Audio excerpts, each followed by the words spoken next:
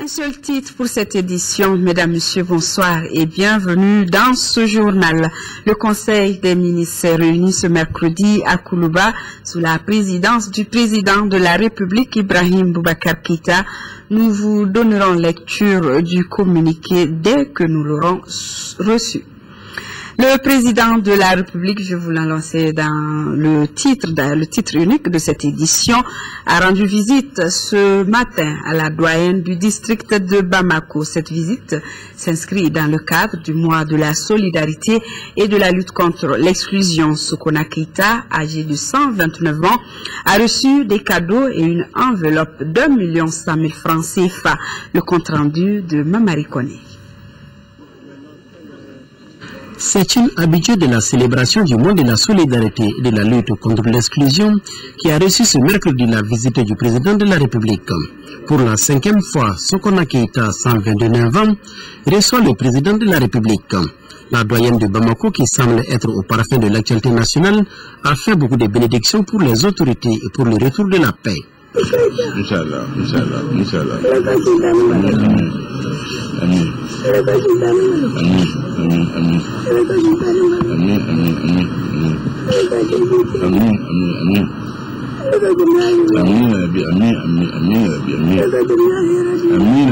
Le chef de l'État lui a apporté 2 béliers, un boubou, des paquets de spaghettis, un foulard, un chapelet, des noix de cola et la somme de 1 100 000 francs CFA.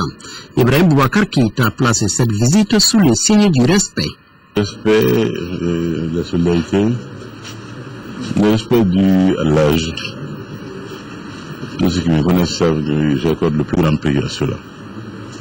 J'ai toujours dit que j'étais révolté quand je vois que aujourd'hui le civisme, l'éducation morale ont tellement reculé que ce principe élémentaire de notre société n'est plus observé.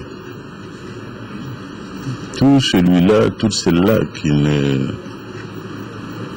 serait pas de respect dû et observé à l'âge, aux cheveux blancs, ne saurait avoir mon estime.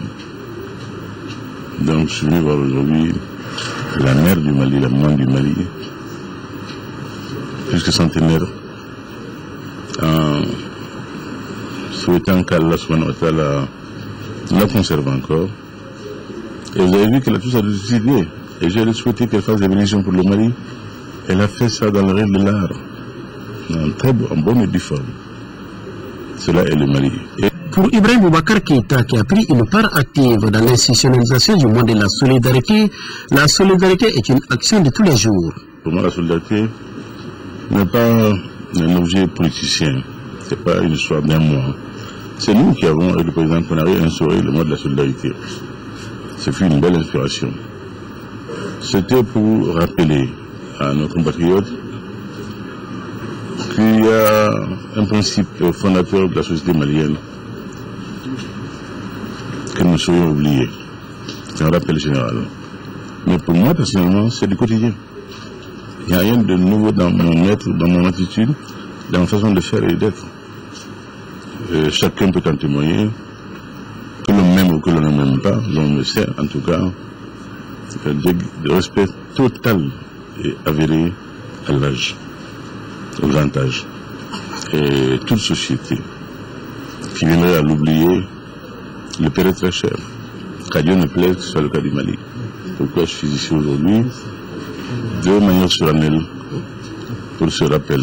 Il faut que le Mali se retrouve sur ses pieds, sur ses valeurs. C'est ce Mali-là qui peut aller à rencontre du reste du monde pour une présence réelle, une présence qui ne soit pas une présence médiocre, mièvre, mais de qualité. Je parle souvent de l'humanisme soudanien. Voici un de ses principes fondateurs, la solidarité, le regard et la considération, le regard à l'autre, la considération de l'autre, surtout quand l'âge s'y mêle. Ça, c'est le Mali. Autrement, nous serions méconnaissables qu'à Dieu ne plaise. Né en 1884, Sokona Keita jouit de toutes ses facultés.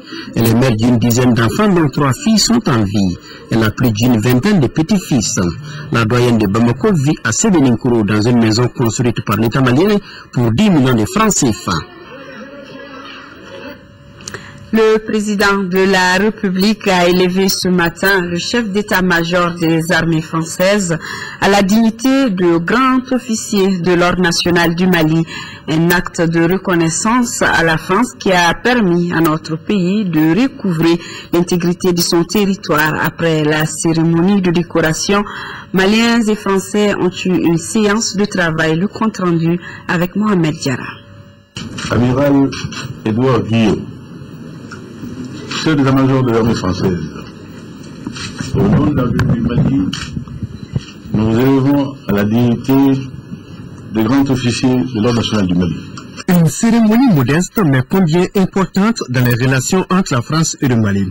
Par cet acte, le président de la République, Ibrahim Boubacar Keïta, réaffirme la reconnaissance du peuple malien à la France, qui a su intervenir au bon moment, mettant ainsi un frein à l'avancée des terroristes obscurantistes vers le sud de notre pays. Une reconnaissance, je crois, à l'endroit du chef d'état-major des armées, parce que avant même que tous les aspects formels ne se mettent en place, dès le 11 janvier 2013, l'amiral avait déjà contacté le chef d'état-major général des armées du Mali pour exprimer sa disponibilité. Et grâce à lui, je crois que l'opération Serval a été accélérée. Et puis, grâce à lui aussi, dans le cadre de notre coopération avec l'Union européenne, l'armée française nous a permis d'équiper les bataillons que nous avons envoyés sur le terrain. Le récipiendaire très ému n'a pas souhaité s'exprimer. En retour, l'amiral Édouard Guillaume a, au nom du président de la République française, décoré le chef d'état-major général des armées du Mali.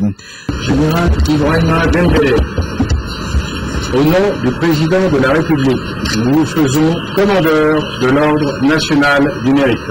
La cérémonie s'est déroulée à la résidence de l'ambassadeur de France au Mali. Cette distinction, le général Ibrahima Dembélé l'a dédiée aux forces armées du Mali. Je suis très honoré de la distinction qui m'a été conférée et à laquelle je n'avais pas aspiré. La plus grande joie, je la dois plutôt aux forces armées maliennes et de sécurité, en coordination avec les forces Serval et les forces MINUSMA pour la libération des régions nord du Mali. Auparavant, Français et Maliens ont eu une séance de travail à Koulouba. Ensemble, ils ont fait le point de la situation sécuritaire au Mali avant de jeter les bases d'un nouveau partenariat en matière de sécurité. Nous avons fait un point de situation avec le président sur la situation opérationnelle sur le terrain et puis sur la coopération entre la force Serval, la MINUSMA, les forces armées maliennes.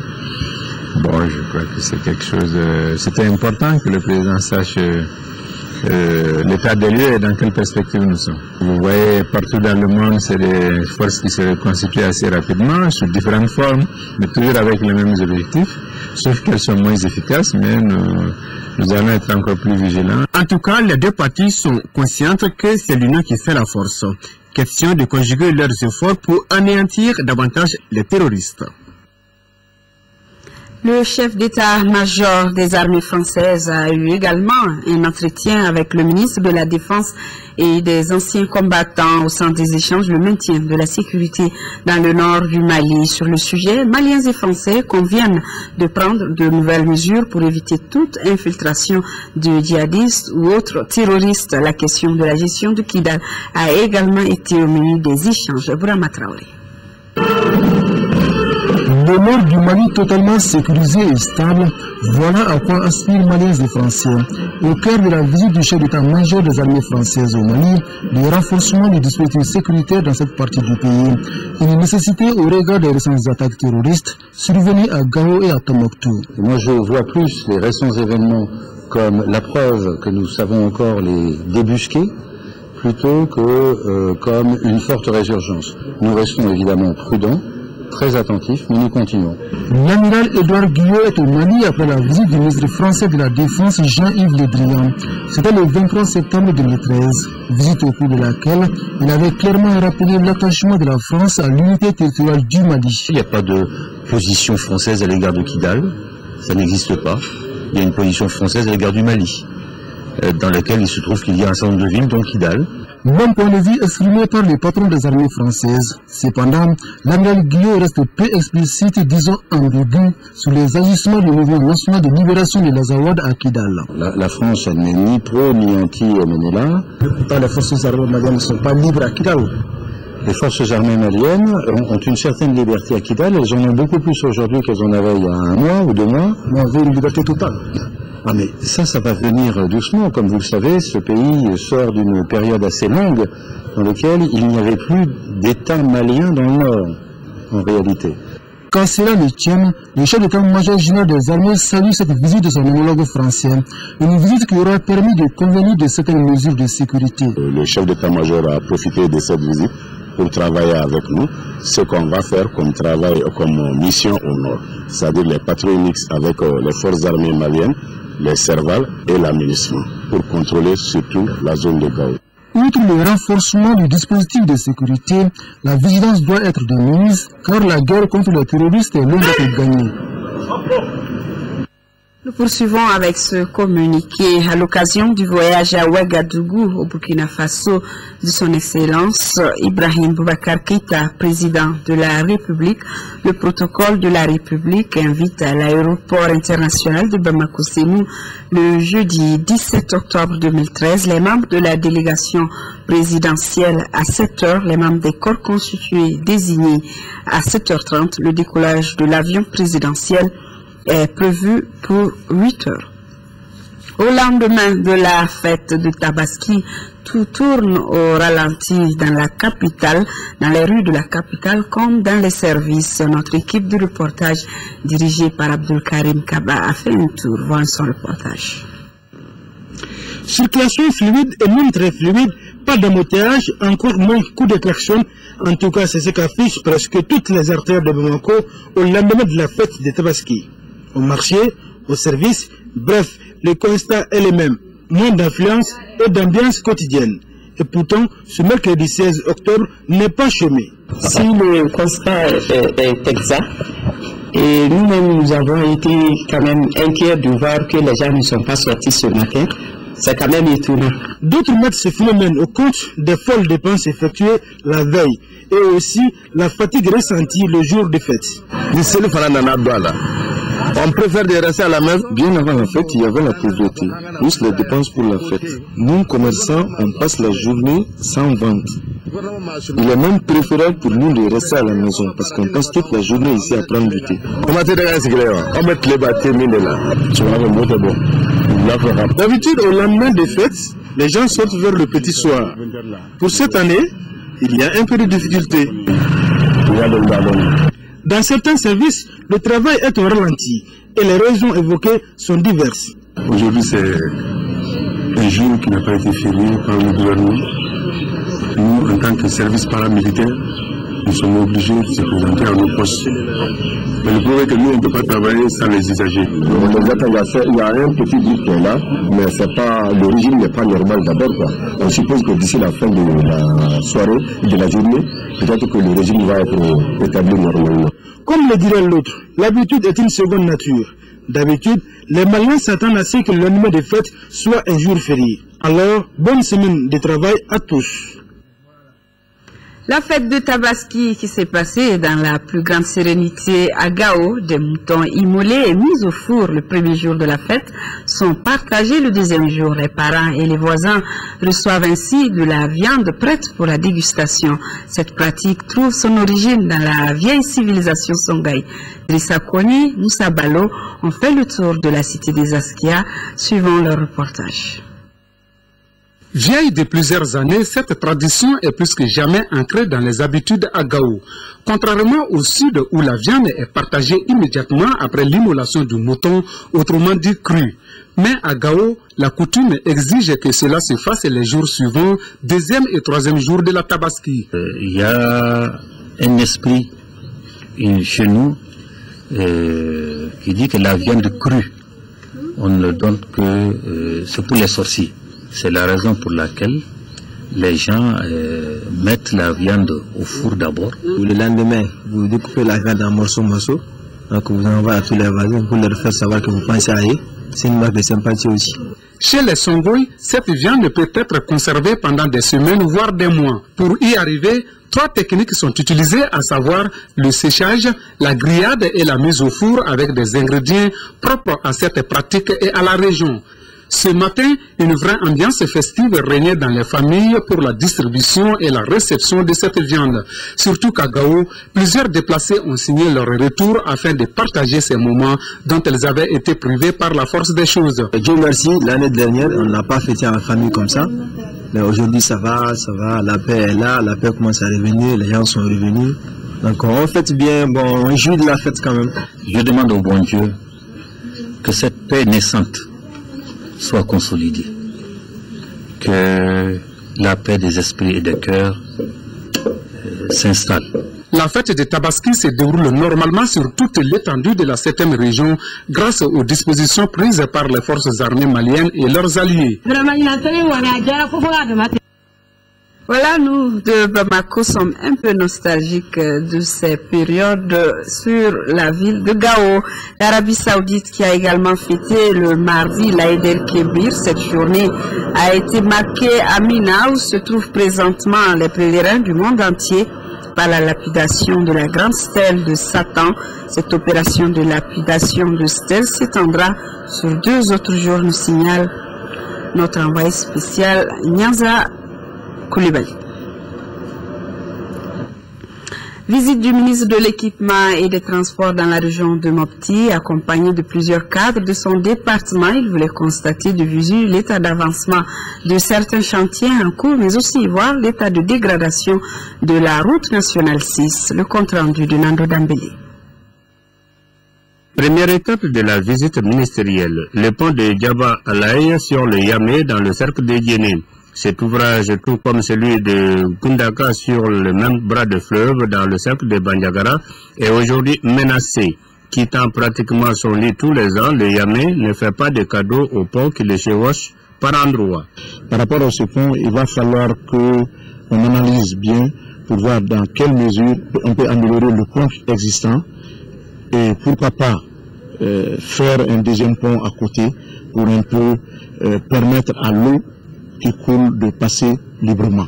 Le ministre Koumaré s'est ensuite rendu à Douanza et sur la route de l'Espoir pour, dans un premier temps, constater de visu l'état de dégradation de la route nationale numéro 6, communément appelée route Sévaré-Gao, et dans un second temps, évaluer le besoin de mise en valeur de la route de l'Espoir en raison de l'intérêt économique et sécuritaire qu'elle suscite. La troisième étape a conduit la délégation ministérielle sur le chantier de la route du Poisson. Démarré depuis 2009, le chantier est interrompu après l'aménagement de 37 km allant de Bandiagara à Ouo. Ce chantier a connu beaucoup de difficultés, des difficultés administratives, des difficultés d'organisation de l'entreprise. Nous sommes vraiment dans le regret de constater aujourd'hui que l'entreprise n'a pas encore bougé. Par rapport à ça, les services techniques qui nous accompagnent fourniront un rapport et les conséquences seront tirées. À l'aéroport de Sévaré, le ministre de l'Équipement et des Transports a invité tous à la vigilance. C'est pour un peu nous enquérir de leurs difficultés et aussi et surtout leur dire de rehausser un peu le niveau de sécurité et de sûreté dans le contexte particulier actuel du pays. Bouclant la boucle, le général Ablaye Koumaré a visité le pont militaire, un ouvrage réalisé par l'entreprise générale Konaté Ejika à Bandiagara au PK5. En visite de terrain dans la région de Mopti, le ministre de l'Équipement et des Transports s'est également rendu à Koubi, où le chavirement d'une pinasse a fait plusieurs morts, des disparus et d'importants dégâts matériels. Nando Dambélé. Le drame s'est produit dans la nuit du vendredi aux environs de 20h15 au large de l'îlot de Koubi, à quelques 3 miles du quai de Kona. Selon une source officielle, l'embarcation a quitté Mopti pour Tombouctou avec à son bord 600 personnes et plusieurs tonnes de bagages. Quand on a quitté Mopti, le vendredi vers 17h, en partant vers le nord, on est arrivé dans un village Koubi le finance a coulé. Mais il y avait trop de chiffrages, trop de bagages là-dedans. Le bilan est lourd. Nous avons été relayer le message de condoléances du gouvernement et du président de la République. Et aussi, nous avons été relayer le message de prompt rétablissement aux blessés enregistrés lors des événements douloureux qu'on a connus à Koubi. Le message, c'est le message de sécurité et de sûreté. Nous avions commencé à réglementer depuis un certain temps la gestion des finances. Nous allons accélérer cette réglementation pour pouvoir encadrer cette activité. Mais avant, une enquête sera diligentée pour élucider les raisons et situer les responsabilités du drame. Le ministre a remis une enveloppe symbolique aux victimes. L'ONG Groupe d'appui aux initiatives de recherche et développement dans le Sahel vient de lancer le projet d'appui au renforcement des capacités de gestion et de fonctionnement. C'est un projet qui concerne les trois écoles de 3 villages des communes de Gounzouré et Gabero dans le cercle de Gao. Le compte rendu depuis Gao de Boubacar Bablé Touré. Les villages de Gouchine, Gaïna et Kouissa sont les bénéficiaires de ce projet d'appui au renforcement des capacités d'organisation, de gestion et de renforcement des structures scolaires. Initié par l'ONG Gardes, groupe d'appui aux initiatives de recherche et développement dans le Sahel, il couvre 3 établissements scolaires de la commune de Gounzouré et une école de celle de Gabero en 7e région. De nos jours, après les événements douloureux qui ont affecté tous les secteurs de développement de nos régions, notamment celui de l'éducation, c'est une joie immense pour nous d'être là à nouveau pour contribuer à la réhabilitation de ces écoles et la redynamisation de leurs structures d'animation et de gestion. Le financement, qui s'élève à plus de 26 millions de francs CFA, va permettre la dotation de ces établissements scolaires en table-banc, en ouvrages et matériel didactique, les frais liés aux cours de vacances, ainsi que la mobilisation sociale des parents d'élèves autour de l'école. Les bénéficiaires sont estimés à 15 678, dont 1160 directs et 14 511 indirects. De quoi réjouir les autorités scolaires de Gao. C'est des écoles communautaires, effectivement, qui ont reçu l'appui de Gardes et qu'aujourd'hui, d'autres bailleurs sont venus les soutenir.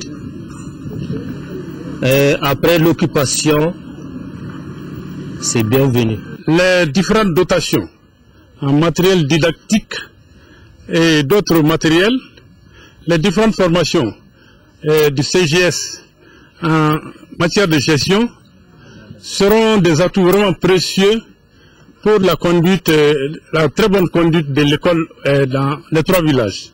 Inscrit dans le cadre du programme d'appui aux organisations de la société civile POS 2, il a été cofinancé par le gouvernement malien et ses partenaires, à savoir l'Union européenne, le Danemark, le Canada, la Suisse et la Suède. La vie reprend son cours normal à Ménaka. Les examens du DF se sont tenus dans un climat de quiétude et les élèves s'apprêtent à reprendre le chemin de l'école. Sur le plan économique, les commerces transfrontaliers ont redémarré, et cela grâce à la sécurité recouvrée par les forces armées maliennes et leurs alliés. Tous ces aspects réunis font de Ménaka une ville où il fait bon vivre. Trissa Kone, de retour de Ménaka. Zone d'élevage et de commerce par excellence, Ménaka retrouve lentement mais sûrement son rythme quotidien. La présence de l'administration publique, des ONG, des forces armées maliennes, de la MINUSMA et de l'opération Serval rassure les populations. Cette quiétude a permis la tenue du DF le 2 septembre à Ménaka et l'engouement de la réouverture des classes le 17 octobre est déjà sur toutes les lèvres. Nous avons connu 16 mois d'occupation et aujourd'hui nous sommes libres. Donc c'est là que nous réjouir et nous encourager. Après cet examen, on doit directement préparer la rentrée parce que les enseignants commencent à venir, les parents aussi commencent à envoyer les enfants. Donc vraiment la rentrée se prépare vraiment sérieusement à Ménaka. Ce retour massif des populations a permis la relance des activités socio-économiques du cercle. Le commerce transfrontalier a repris de facto. Maintenant, quelques mois, 2 mois, 3 mois, jusqu'à 5 mois, il a commencé à travailler. La ville est ravitaillée en marchandises en grande partie par les camions algériens qui viennent de l'Algérie. Ils ramènent des pâtes, de la farine. Mais Ménaka, pratiquement aujourd'hui, ne manque de rien pratiquement en produits céréaliers. Pour autant, tout n'est pas rose à Ménaka. Depuis la libération, les microcrédits et l'énergie sont les grands absents de la scène, ce qui empêche une reprise normale des activités génératrices de revenus des femmes. On n'est pas les courants. Il n'y a pas de gens qui achètent chez nous notre essence avec notre bricole là, il n'y a rien. Ménaka est situé à 303 km de Gao, dont 217 km impraticables car jalonnés de chaussées submersibles sur le tronçon qui le sépare d'Ansongo. Malgré ces difficultés, les populations de Ménaka sont plus que jamais déterminées à tourner cette page sombre de notre histoire. Dans le cadre de la Journée mondiale de l'alimentation, l'ONG Volonté des Jeunes, en collaboration avec Action contre la faim, a organisé une conférence de presse à son siège à Valadier. Là-dessus, nous écoutons Komlan Eklou Roland, directeur exécutif de l'ONG Volonté des Jeunes, au micro de Moussa Arimega. Nous voulons que les décideurs sachent qu'il y a quelque chose qui est la faim. De nos jours, il y a 3000 enfants qui meurent chaque année à cause de la faim. Donc nous voulons passer par ces canaux-là pour pouvoir faire le plaidoyer vers les décideurs. Notre objectif principal, c'est de contribuer à l'amélioration de la qualité de vie de l'enfant, de la mère allaitante et de la jeunesse. Nous avons beaucoup de programmes. Nous avons des programmes de la prise en charge des malnutritions aiguës sévères. Nous avons des programmes de la prise en charge des malnutritions aiguës modérées. Et nous avons des programmes de programmes WASH, pour ne citer que cela. Nous sommes sur toute l'étendue du territoire, mais actuellement nous avons l'intention dans la région de Tombouctou, de Mopti et de Ségon. Cérémonie symbolique de remise de la canne blanche au commandant de la compagnie de la circulation routière. L'initiative est de la Fédération malienne des personnes handicapées. Cette remise s'inscrit dans le cadre de la 19e édition du mois de la solidarité et de la lutte contre l'exclusion. Lamine Keita. Quotidiennement, les personnes handicapées visuelles ou physiques sont confrontées à d'énormes difficultés dans la circulation routière. Pour leur faciliter la tâche au niveau des voies publiques, la police est toujours là pour elles. C'est pour les remercier que la Fédération malienne des personnes handicapées a organisé cette cérémonie. La police a beaucoup fait pour nous. Il était temps que l'on vienne les remercier à travers la remise de la canne blanche, qui est le symbole de l'autonomie de la personne handicapée visuelle. C'est au nom de l'humain que nous avons fait ce geste et au nom de l'ensemble des personnes handicapées du Mali. Le commandant adjoint de la compagnie de la circulation routière s'est régi de cette marque d'estime envers les forces de sécurité, notamment la police. Je leur rassure en retour que les éléments de la compagnie de la circulation routière, à travers ma voix, continueront toujours à assister les usagers de la route vulnérables. Si je dis les usagers de la route, je parle des enfants, des personnes âgées, des personnes handicapées et surtout les non-voyants. Désormais, il appartient à nous autres usagers de la route de faire comme les policiers, c'est-à-dire apporter assistance aux personnes handicapées sur la voie publique. Nous poursuivons avec ce communiqué. Le ministre de la fonction publique, Boubacar Moussa Diarra, a représenté le Mali à un séminaire international de haut niveau qui s'est tenu du 7 au 9 octobre à Tanger au Maroc. Les débats qui ont été particulièrement riches et variés ont essentiellement porté sur des questions de stratégie à mettre en œuvre pour faire des administrations publiques africaines de véritables leviers d'émergence économique. Suite à la conférence nationale organisée après le 26 mars 1991, l'une des alternatives pour enclencher le développement de notre pays a été la décentralisation. Le processus qui met au centre les populations se réalise avec l'implication du ministère de l'administration territoriale ou celui de la décentralisation.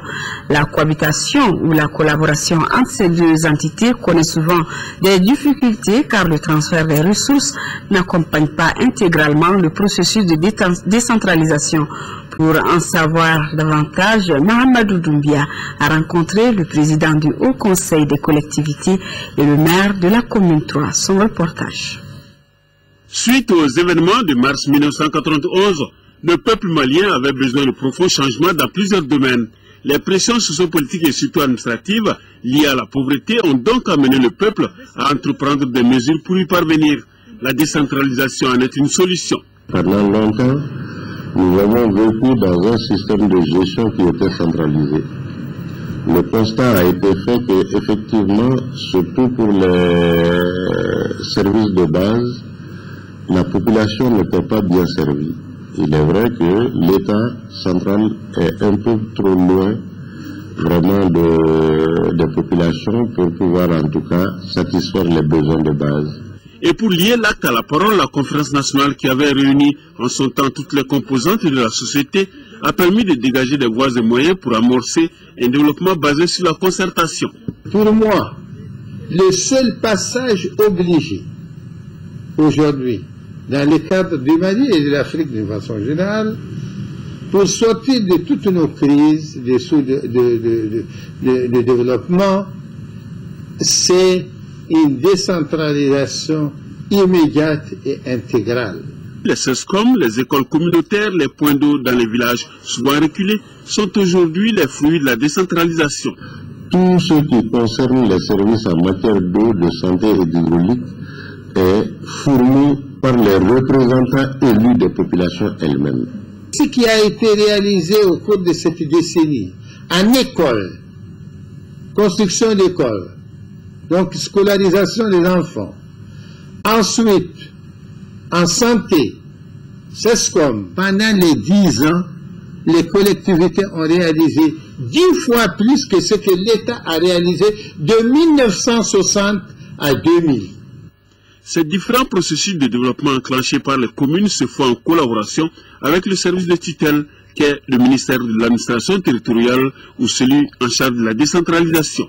Et les principaux problèmes que l'on rencontre fréquemment dans certaines communes sont entre autres la spoliation des terres, les litiges fonciers et les difficultés financières qui perturbent le fonctionnement de la commune. Et souvent, nous sommes saisis de certains dossiers